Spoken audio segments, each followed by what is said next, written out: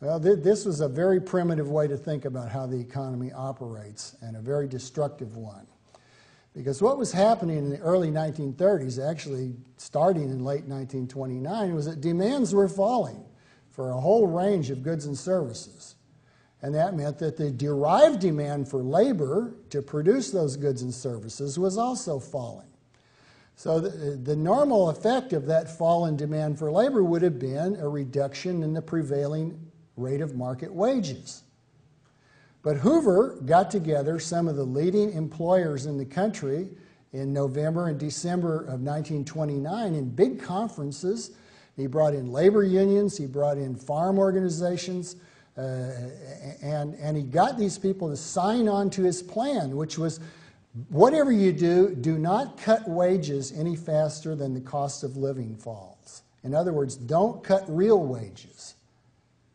But real wages is what you have to cut to re-equilibrate the labor market. That's the price in the labor market, is the real wage.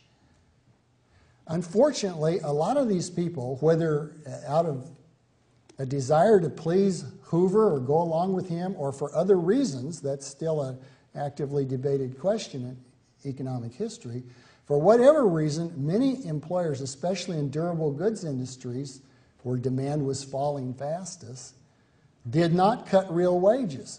In fact, they cut money wages so little that real wages actually went up, as their workers were finding that they could buy more with their earnings than they had before.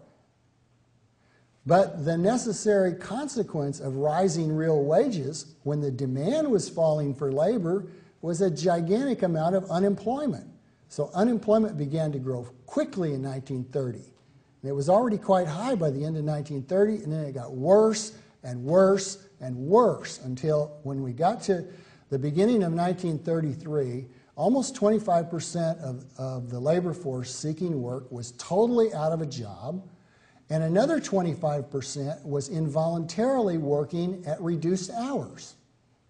Spreading the work was all the rage in those days, both as a government policy and often as just an employer policy to try to keep some income going to the workers.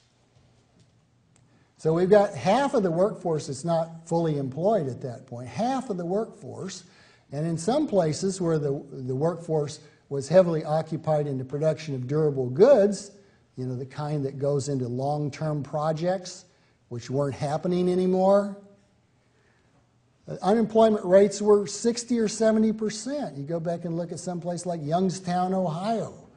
Look at Pittsburgh. Look at any of the big industrial labor markets of the North and the Northeast, where manufacturing durable industrial goods was a concentration there. Those workers were in deep trouble. If you came out of college in 1929 and started looking for work, there was some fair chance you'd never get a real job for the next 10 years, even if you had a good education. Because as unemployment got higher and higher, an employer didn't have to hire a young person. They could hire somebody with experience for the same pay. And they did. So a lot of young people just had to fritz around, make do odd jobs, go to school when they didn't really want to go to school, and so forth. Rely on their parents, rely on relatives, rely on friends, knock around.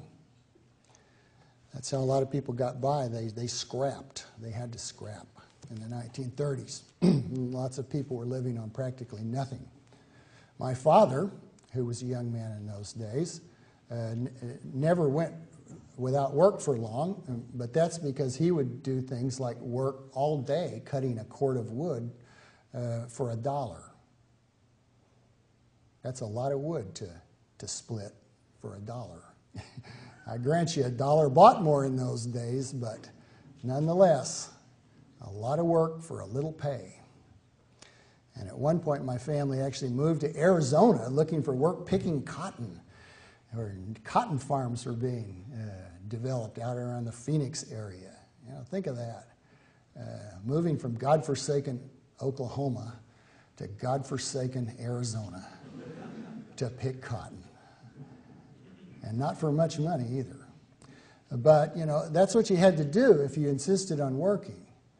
Now, as it turned out, the government made it possible for some people to get income without insisting on working because it came up with a lot of relief measures, particularly after Roosevelt took office in March 1933, that provided income to millions of people, and when you add in all their family members, to tens of millions of people at one time or another, for make-work jobs or for sometimes they were okay jobs. It's just that who knew if they were worth anything? They were jobs selected by politicians and government bureaucrats. You have no way to know without a market whether something has value or not. So people built sidewalks and they built new post offices, and artists painted murals in those post offices, and actors put on plays paid for by the government, and it went on and on. There was just a tremendous effort to put people to work, but a great deal of it was make work. It's work that never would have happened had the situation been different.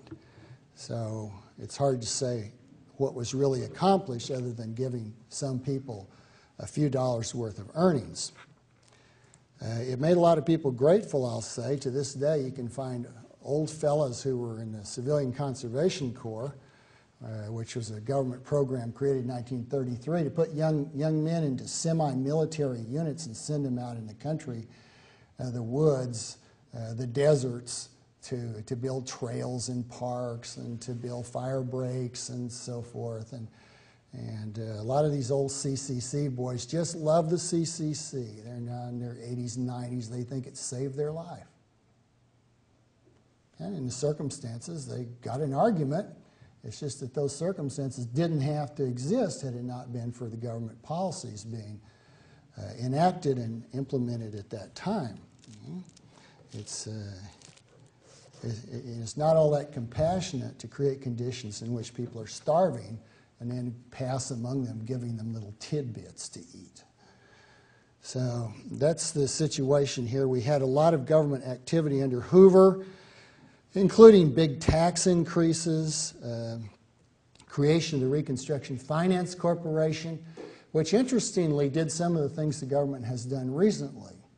For example, in an attempt to help out banks and insurance companies and other financial firms, it purchased preferred shares, which is exactly what the U.S. government has done under the so-called TARP, the Troubled Assets Relief Plan, which was created to buy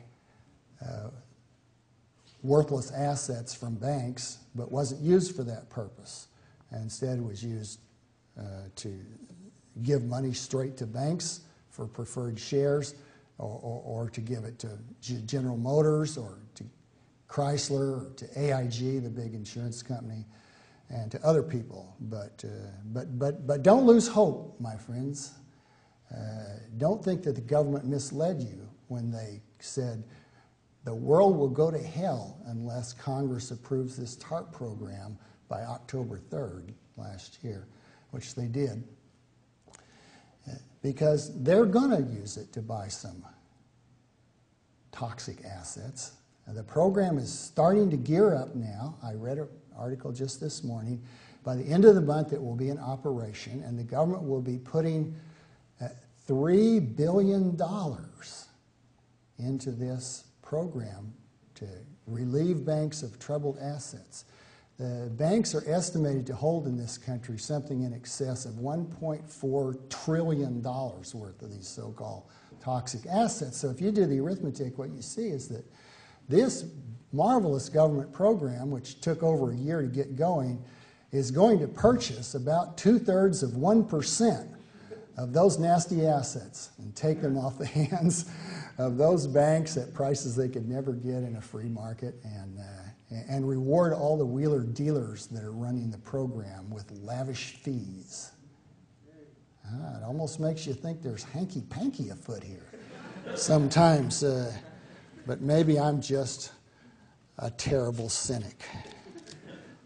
I've been accused of that.